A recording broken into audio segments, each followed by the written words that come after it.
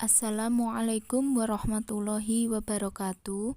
Saya Lia Rahmawati akan mempresentasikan terkait materi tafsir dan takwil dalam Al-Quran. Pengertian tafsir dan takwil. Pengertian tafsir.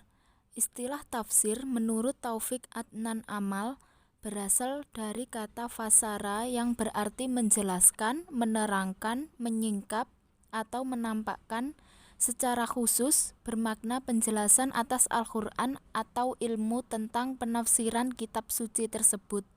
Sinonim untuk kata ini adalah syarh atau takwil.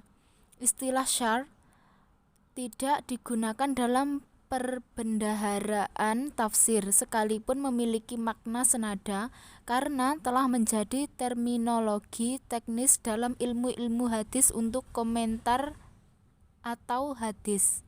Tafsir adalah suatu upaya mencurahkan pemikiran untuk memahami, memikirkan, dan mengeluarkan hukum yang terkandung dalam Al-Quran agar dapat diaplikasikan sebagai dasar utama penetapan hukum.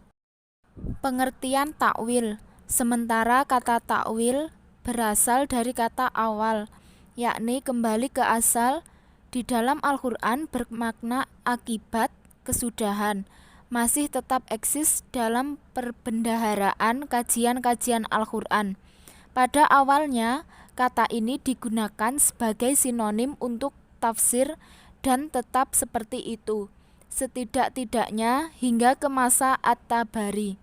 Mufassir agung dalam jajaran tradisional ini masih menggunakan kata takwil sebagai sinonim untuk tafsir dalam magnum opusnya.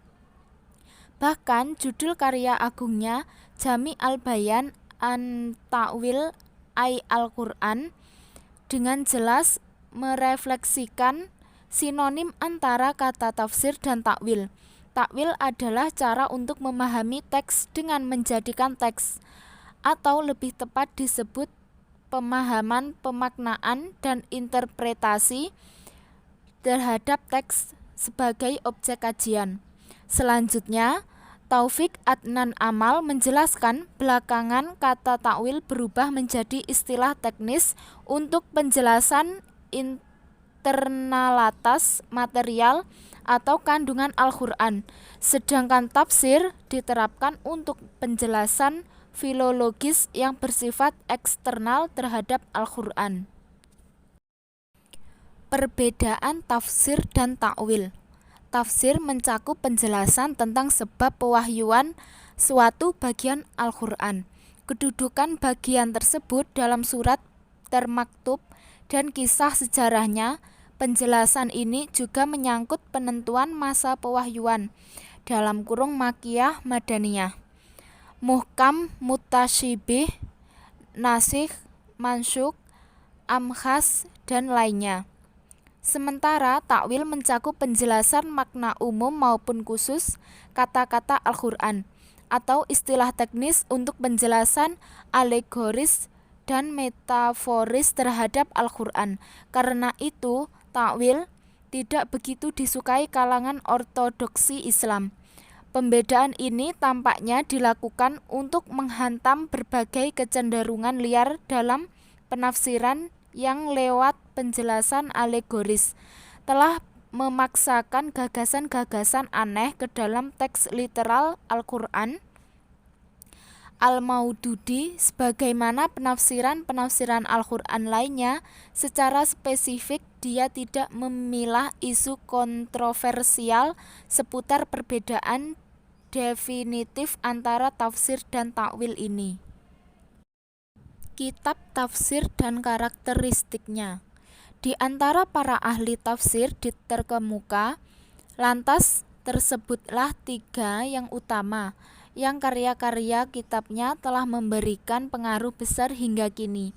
Mereka adalah Muhammad bin Jarir at-Tabari 224 sampai 310 Hijriah, Abu Abdillah Muhammad bin Ahmad al-Qurtubi 671 Hijriah, dan Imaduddin Abul Fida Ismail bin Amr bin Katsir 774 Hijriah. 1. Tafsir Al-Tabari berjumlah 12 jilid adalah tafsir tertua. Tafsir ini telah menjadi referensi utama bagi para mufassirin, terutama penafsiran bin Naqli atau biriwayah, penjelasan Rasulullah, pendapat sahabat, dan tajbin menjadi dasar utama penjabaran. Untuk kemudian ulama ini mengupasnya secara detail disertai analisa yang tajam. 2. Tafsir Ibnu Katsir.